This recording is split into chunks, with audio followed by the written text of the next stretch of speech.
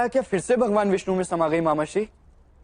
नहीं पुत्र अभिमन्यु, भगवान विष्णु की योग माया संसार में धर्म स्थापना के लिए सदा ही प्रकट होती रहती है। कभी शक्ति के रूप, कभी भक्ति के रूप में, तो कभी व्यक्ति के रूप में। अपने जन्म के साथ ही इस प्रकार का अद्भुत चमत्कार कैसे गया मामाश्री?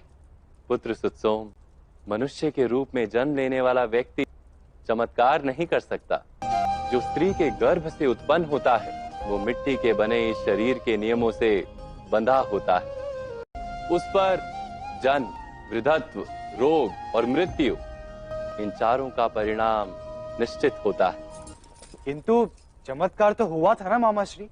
अवश्य हुआ था पुत्र शतानिक, किंतु वो चमत्कार ईश्वर ने किया था। जब समाज में फैले अधर्म का नाश करके धर्म की स्थापना करने की इच्छा प्रत्येक मनुष्य के हृदय में जन्म लेती है, जब पाप एक सीमा तक पहुंच जाता है, तब धर्म की रक्षा करने हेतु ईश्वर चमत्कार करते ही हैं पुत्र।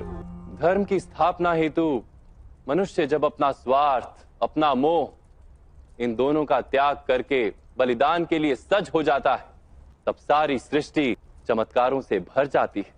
मेरी माता देवकी और माता यशोदा के बलिदानों के कारण ही उस कारागार में चमत्कार हुआ था वंश। यही सृष्टि का संतुलन है। किंतु ईश्वर चमत्कार तभी करते जब समाज में चारों ओर अधर्म फैला हो, फिर भी मनुष्य के हृदय में धर्म का वास।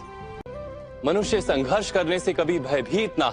जब जब पाप के सामने मनुष्य अपनी शक्ति की आखिरी बूंद तक युद्ध करता है, तब उसकी रक्षा के लिए ईश्वर चमत्कार करते ही हैं वत।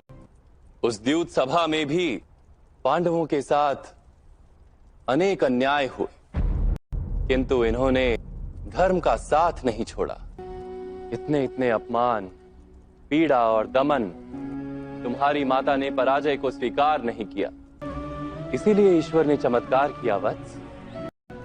यदि संसार से, सृष्टि और ईश्वर से सहायता प्राप्त करनी तो सबसे पहले अपने स्वार्थ और मोह का त्याग करके संघर्ष करना पड़ता है।